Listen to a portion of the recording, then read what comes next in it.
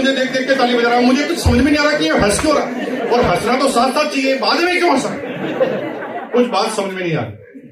लेकिन हम वहां पर बैठे रहे।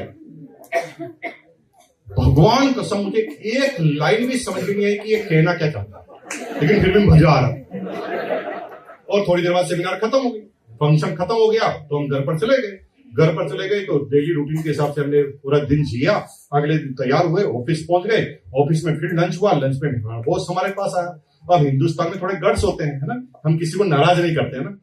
थोड़ा गलती भी होती तो थोड़ी बहुत गलती को ढक लेते हैं।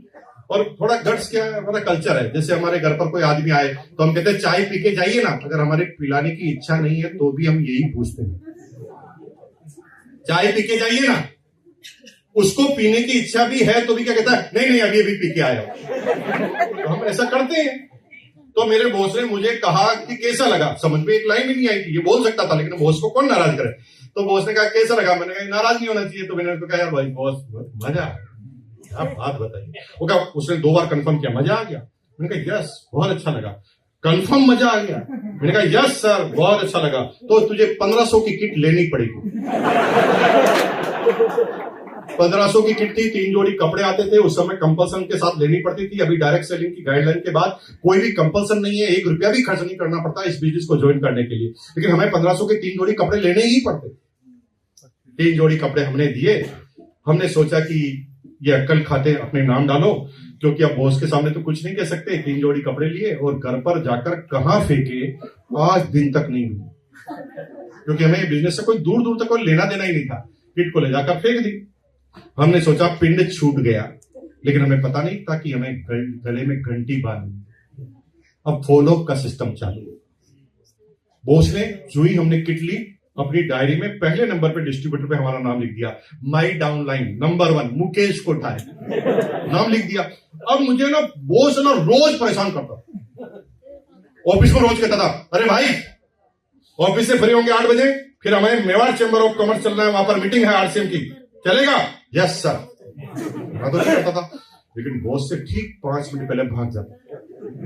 बॉस अगले दिन कहता था, अरे क्यों नहीं आया?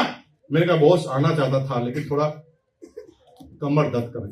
अरे भाई, पहला सुख निरोगी काया, दूसरा सुख जग में माया। बहुत अच्छा किया।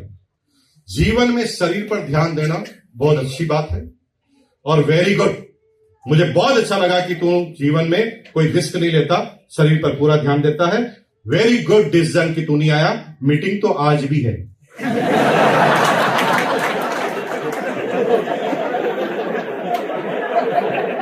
That is follow. ये क्या है? फॉलो एक साइंस है। जब तरंगे मिलने का इंतजार करना पड़ेगा। आप 3 बार किसी को बुला तो नहीं आता, तो कहता 2-4 गालियां देकर आ जाते हो उससे। साला मुझे बहुत समझने का बार बार आता रहता हूं, लेकिन फॉलो वाले इतनी शांति से। मेरे बॉस ने, उसे अच्छी तरह पता था कि मैं झूठ बोल रहा हूं, लेकिन ना वो इतना प्यार से मेरे से कहता था, और मेरे डिसीजन को ही हमेशा सही। अगले दिन क्यों नहीं आया? मैंने कहा सर आने वाला था, लेकिन बीबी की तबीयत खराब हो गई। बीबी? अरे देखो, भाभी जी का ध्यान तो तुझे ही रखना पड़ेगा ना। एक पराई औरत अगर हमारे घर में आती है, वाइफ का ध्यान हस्बैंड नहीं रखेगा तो क्या? Good husband, very good, I love you, बहुत अच्छा निर्णय है। मीटिंग तो आज भी। क्यों नहीं आया? स्कूटर खराब हो गया था। अभी इसमें तू क्या कर सकता है यार? स्कूटर तो, मीटिंग तो आज भी। वो मैं बहाने मनाता रहता, वो मुस्कुराकर टाल देता और कहता मीटिंग तो आज भी है, और फॉलो पे लगा रहता, क्योंकि मैं मना भी नहीं करता। 3 महीने बाद सब सारे बहाने खत्म हो गए। एक दिन बॉस ने प्रेम से संडे के दिन लैंडलाइन पे फोन किया, मोबाइल नहीं होता था उससे। Mukesh good morning. Good morning sir.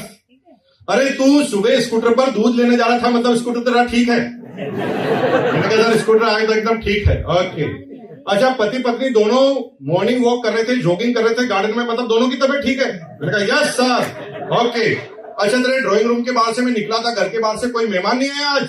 मैंने कहा सर आज कोई मेहमान नहीं आया। तो फिर तू आ जा। और 3 महीने बाद वापस। That is the follow. ये है फॉलो।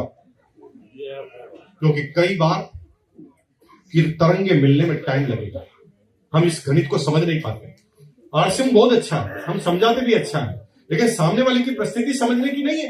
जैसे अभी अभी ये अपनी बीवी से झगड़ा कर चुके हैं और मैं इनको कहता हूं आरसीएम, क्या भाड़ में गए आरसीएम, तो दिमाग में कुछ और चल रहा है। तो ये कब परिस्थितियां मिलेगी जब मैं इनसे बार बार फॉलो कर रहा हूं, एक दिन क्या कर रहे हैं एकदम फ्री है, ये खुद दिल से सोच रहे क्या करूं क्या करूं क्या करूं, तब मैं इनके पास पहुंच गया। अब ये कहते हैं यार ये आ गया टाइम पास करने के लिए। अब मैं इसके पास बैठता हूं और ये मेरे से एक एक बात सुनते हैं। इसे कहते हैं परिस्थिति की तरंगे मिलना। जिस दिन समय की तरंगे मिलती है अच्छे अच्छे को समझना पड़ता है। जो 10-10 साल से बहाना बना रहे थे आज आ गए ना यहाँ पर। मेरे भाई चिंता मत करो, तुम फॉलोअप करते हो। फॉलोअप से दुनिया को जीता जा सकता है। दुनिया की हर कंपनी में फॉलोअप की टीम होती है। साला सैमसंग का मोबाइल एक बार ले लो तुम्हें परेशान कर देंगे। अगर मारुति की गाड़ी तुमने एक बार ले ली तो तुम्हें वो परेशान कर देंगे अगली गाड़ी देने के लिए। और तुम उसे कितनी भी गालियां बको, वो कहेगा कोई बात नहीं सर, सॉरी, थैंक यू। तुम कितनी भी गालियां बको, उनके कोई फर्क नहीं। वैसे ही आपको प्रेम से फॉलोअप करना पड़ेगा। 3 महीने तक फॉलोअप किया, 3 महीने बाद में फंस गया, वहां पर पहुंचा। जुई में वहां पर पहुंचा, वहां पर 8-10 लोग जो 4 महीने में उसकी जो प्रोडक्शन थी वो सब लोग वहां पर बैठे थे और मैं भी वहां पर पहुंच गया। अब सबका नंबर आया, मेरा भी नंबर आया। मुझे कहा मुकेश जी आप कुछ करते क्यों नहीं? मैंने कहा सर बताइए क्या करना है। अभी तक पता नहीं चला। मैंने कहा सर आप बताओ क्या करना है। वो कहे तुझे पता है तेरे से ज्यादा सैलरी मेरी है। मैंने कहा सर यार ऑब्वियसली सर मुझे पता है अच्छी तरह से, आप मेरे बॉस है, 17,000 आपकी बेसिक सैलरी है, तो फिर मेरे को क्या जरूरत है इस बिजनेस को करने की? मैंने कहा सर मैं तो कई दिनों से यही सोच रहा हूं, मुंह से निकल गया। उसने कहा सुन, आज मैं तुझे बात बता रहा हूं, उसे सुन। और मेरे भाई और बहनों, यहाँ पर आप में से कई लोग बिजनेसमैन हो सकते हैं, कई लोग नौकरी वाले हो सकते हैं, कोई लोग अच्छे कारोबार में हो सकते हैं। मेरी बात का जवाब दो। दुनिया में अमीर बनने के लिए, किसी भी क्षेत्र में टॉप पर जाने के लिए, दोनों चीजें बता रहा हूं। दुनिया में अमीर बनने के लिए या किसी भी क्षेत्र के टॉप पर जाने के लिए एक काम कंपलसरी करना पड़ता है। अगर वो काम किसी व्यक्ति ने नहीं किया तो वो आम आदमी रह जाता है और दुनिया के 95% आम लोगों की जनसंख्या में वो शामिल हो जाता है। लेकिन वो 5% लोग कौन हैं जो अपने टाइम की रफ्तार को बढ़ाना जानते हैं, जो अपने टाइम को बढ़ाना जानते हैं। क्योंकि दुनिया में आपको एक दिन में 24 घंटे मिले हैं। कामयाबी के लिए 24 घंटे काफी नहीं है।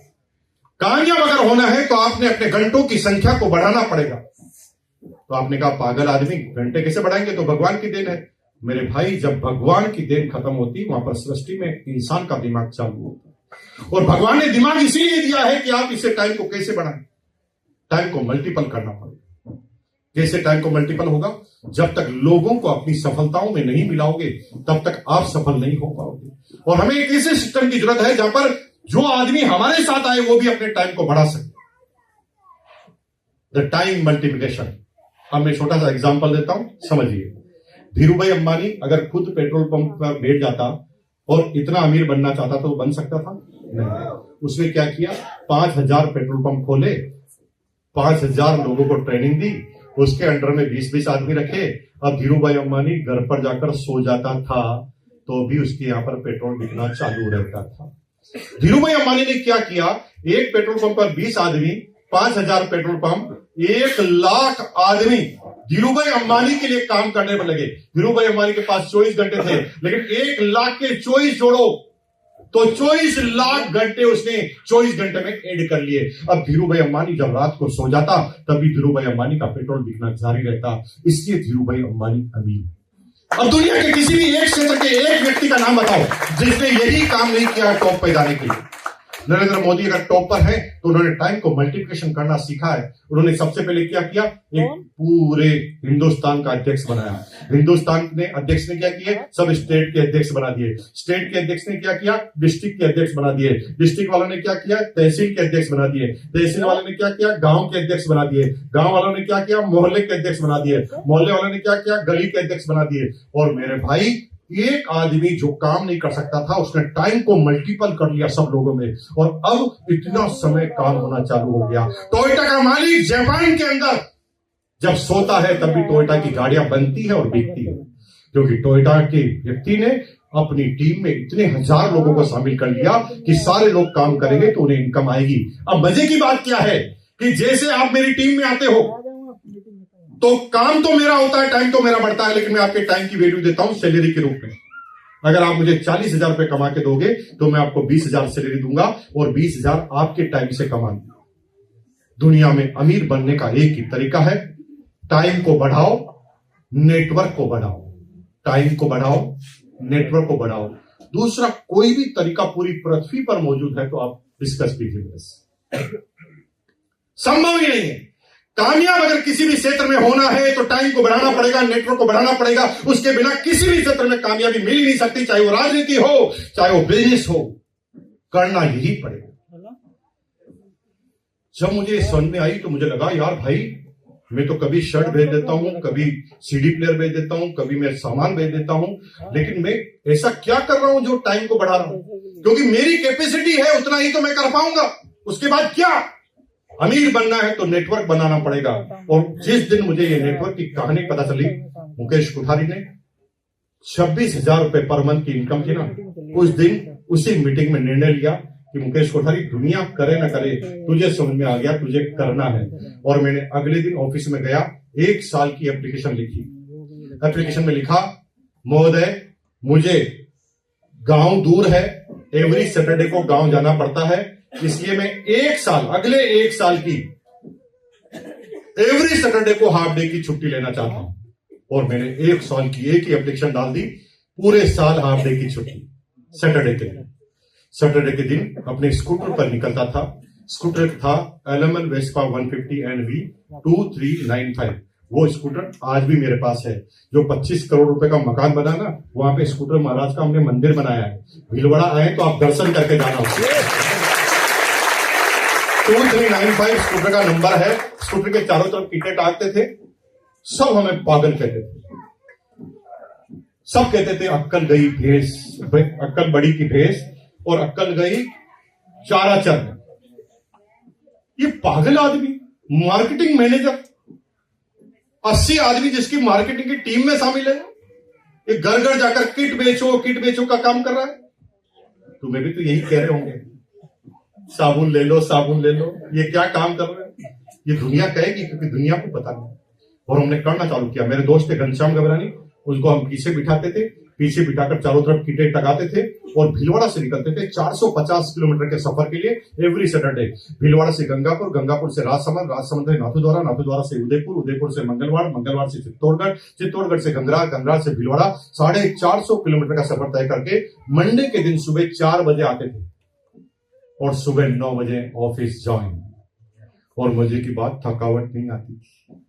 थकावट तब आती है जब दिमाग से काम करते हो। ऑफिस में जाके काम करोगे थकावट आएगी, नौकरी करोगे थकावट आएगी, दुकान पे जाओगे थकावट आएगी, दूसरों का खाना बनाओगे थकावट आएगी। थकावट आती ही तब दिमाग लगता है। मैं आपसे कहूं कि यहां से पत्थर उठाओ और नीचे डालो, थकावट आएगी। लेकिन जब जिम में तुम उन्हीं पत्थर को उठाओगे तो खुशी होगी। अब आप ना सेल्फी खिंचाओगे। वजन अभी भी उठा रहे हैं आप, लेकिन पहले दिमाग से उठा रहे थे, अब दिल से उठा रहे हो। एक जगह पत्थर उठाने से खुशी हो रही है और एक जगह पत्थर उठाने से दुख हो रहा है। एक एग्जांपल और देता हूं। हमारी बहनें आज काफी मात्रा में बैठी, आप समझने की कोशिश कीजिए। जैसे जो शादीशुदा हमारी बहनें हैं, उनके हस्बैंड क्या सेवाभावी आदमी, समाज सेवी आदमी है। अब समाज सेवी क्या आदमी हमेशा क्या गलती करता है, घर की सेवा करना भूल जाता है, समाज की सेवा करता रहता है। अब समाज सेवी आदमी क्या करता है, वो चलते चलते 2-4 आदमी को रोज घर पे पकड़ के ले आता है और पढ़ कर कहता है यार खाना तो खा के जाओ। और बीवी को कहता है डार्लिंग खाना बनाओ, मेहमान आ गए हैं। बीवी कहती है आदमी की घनचक्कर ज्यादा, साला मुझे भी मेरी जिंदगी जीने देगा कि जीने देगा। ये रोज 2-4 आदमी को पकड़ के लाता है, रोज कहता है खाना बनाओ और क्या जिंदगी नहीं है क्या मेरी? तो बीवी बड़ा परेशान है। एक दिन क्या हुआ कि 4 लोगों का खाना बीवी बना रही है, बड़ी परेशान अनबने मन से बना रही है। तभी पति ने कहा अरे सुन डार्लिंग, एक आदमी का और बना, तेरा भाई भी आ रहा। अब भाई आ रहा है तो ताकत आ रहा। ये क्या हो गया? ये हुआ क्या? जो ही उद्देश्य बदला, जो ही सोचने का नजरिया बदला, आपके शरीर में ताकत आना चालू हो जाए। ठीक कह रहा हूं तो बोलिए सही है। ताकत बढ़ जाती है जब हमारा उद्देश्य बदल जाता है काम करने। अब क्या है, मैं सुबह 4 बजे आकर 9 बजे ऑफिस ज्वाइन कर लेता था। 1 साल तक पागलों की तरह लगा रहा। मतलब भूत होते ना, भूत वैसे प्रकट होते थे हम पे।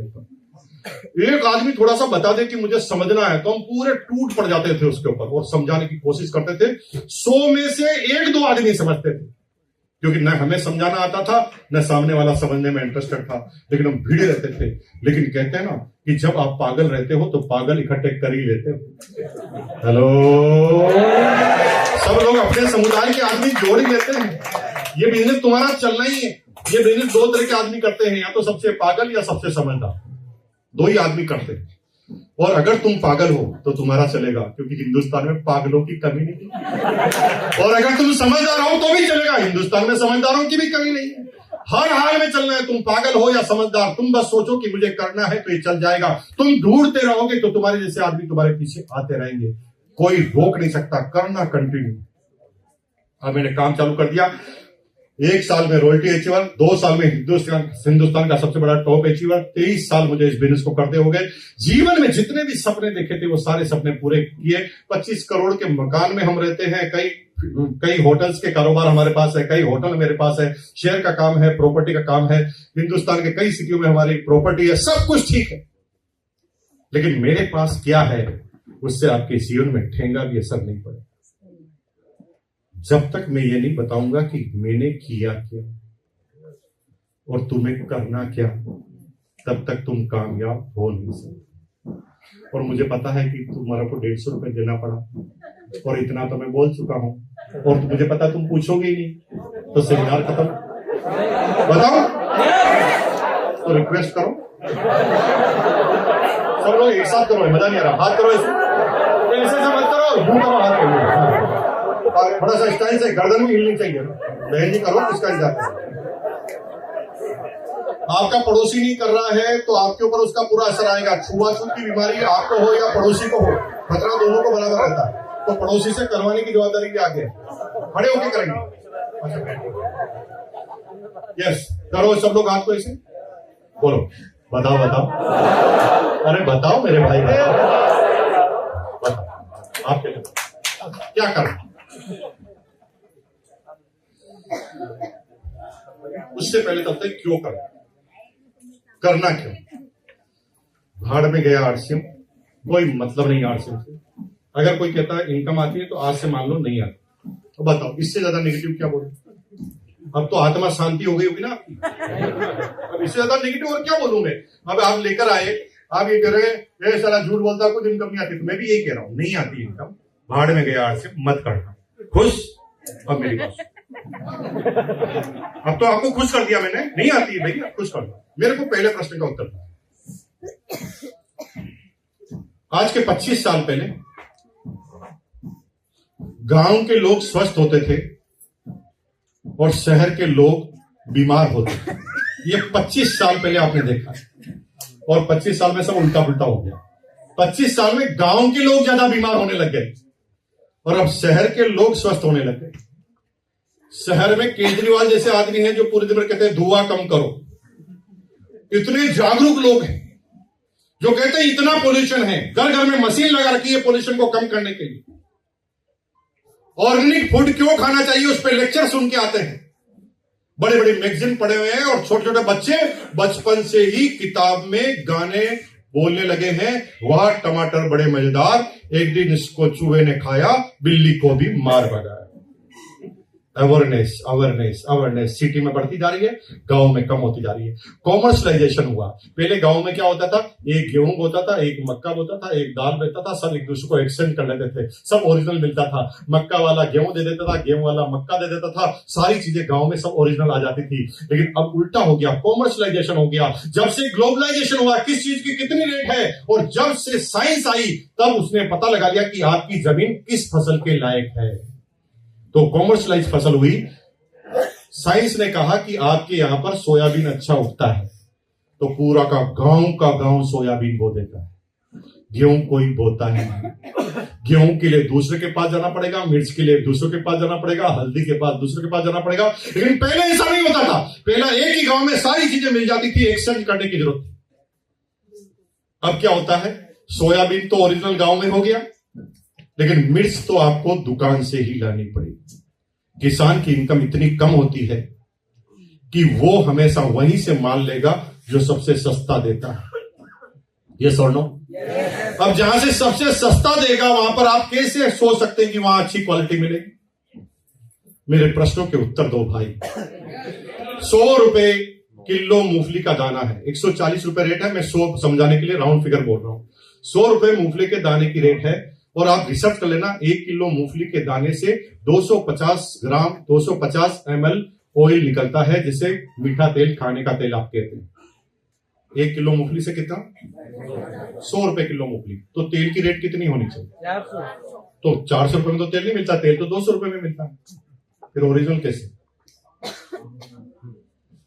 नहीं, कंपनी ने लिखा है शुद्ध मूंगफली का तेल। मेरे भाई, भारत सरकार ने खुद ने 30% खाद्य तेल में दूसरे खाद्य तेल मिलाने की अनुमति भारत सरकार ने दी, लेकिन दूसरे खाने के तेल में, पौष्टिक खाने के तेल भी आते हैं, लेकिन खाने के तेल में सबसे सस्ता खाने का तेल पॉम ऑयल भी आता है। पॉम ऑयल की खास बात है कि 3 महीने तक लगातार खाओ। ये 3 महीने ही काफी है आपके परिवार को उड़ाने के लिए। 3 महीने भी काफी, लेकिन वो ज्यादा प्रॉफिट के चक्कर में उस पॉम ऑयल की मात्रा पूरी की पूरी वो मिला देते हैं, और फिर हार्ट अटैक। लेकिन मजे की बात बताऊं, एक माइनस पॉइंट बताऊं, खाने पीने से जितनी भी बीमारियां होती है वो तुरंत नहीं होती। आज गड़बड़ खाया तो आज का आज कैंसर नहीं होगा।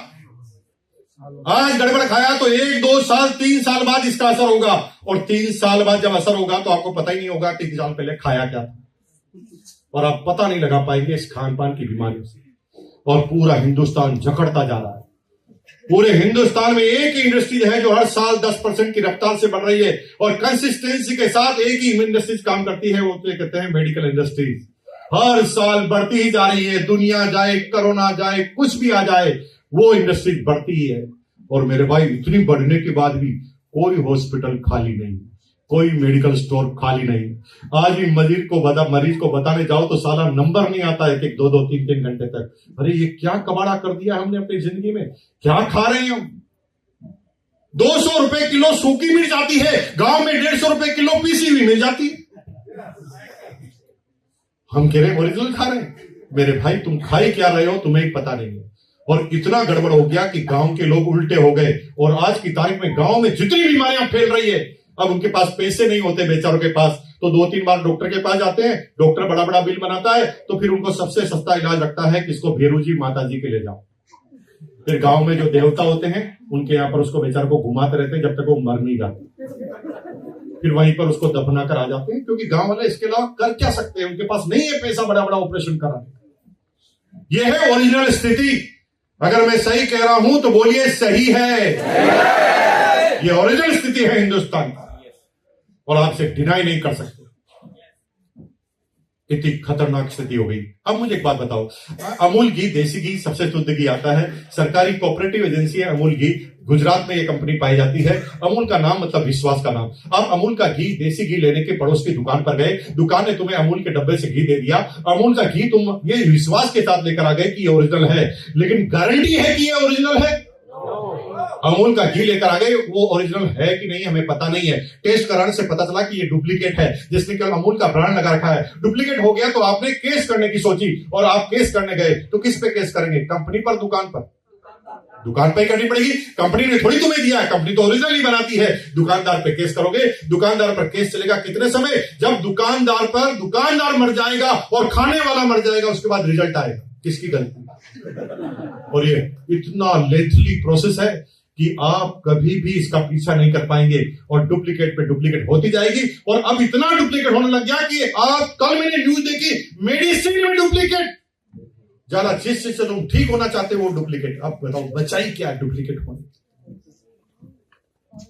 लेकिन डायरेक्ट सेलिंग का क्या मतलब है, इसलिए क्यों दुनिया में सबसे साइंटिफिक इंडस्ट्री मानी जाती है। ऐसे यंगर इन्वेस्टर जो अंजलि जैसे लोग हैं, क्यों इस इंडस्ट्री में आ रहे हैं? क्योंकि पढ़े लिखे हैं। गलत माल दुकान से मिलता है तो दुकान पर ही केस कर सकते हैं। अब दुकान पर एक एक केस करते हैं तो केस के रिजल्ट लेट आते हैं, कुछ कंपनी का बिगड़ता नहीं। लेकिन डायरेक्ट सेलिंग की कंपनी से जब कोई प्रोडक्ट खरीदते हो तो हर प्रोडक्ट का पीवी, बीवी, बिजनेस वॉल्यूम, पॉइंट वैल्यू, वो आपके बिजनेस में जुड़ती है, और कंपनी के सॉफ्टवेयर से ही बिल बनता है। हेलो, तो कंपनी कभी डिनाई नहीं कर सकती कि ये प्रोडक्ट हमारे से नहीं लिया गया है। और कंपनी अगर डुप्लीकेट देगी तो सारे के सारे केस कंपनी के ऊपर होंगे। इसलिए मेरे भाई और बहनों, आरसीएम करो या ना करो, आज से कसम खाओ कि मैं आपने घर में केवल डायरेक्ट सेलिंग के ही प्रोडक्ट लेकर आऊंगा, क्योंकि डायरेक्ट सेलिंग की कंपनी डुप्लीकेट करना चाहे तो भी उसके पिताजी नहीं कर पाएंगे, क्योंकि हर चीज डायरेक्ट बिल से उनको देंगे।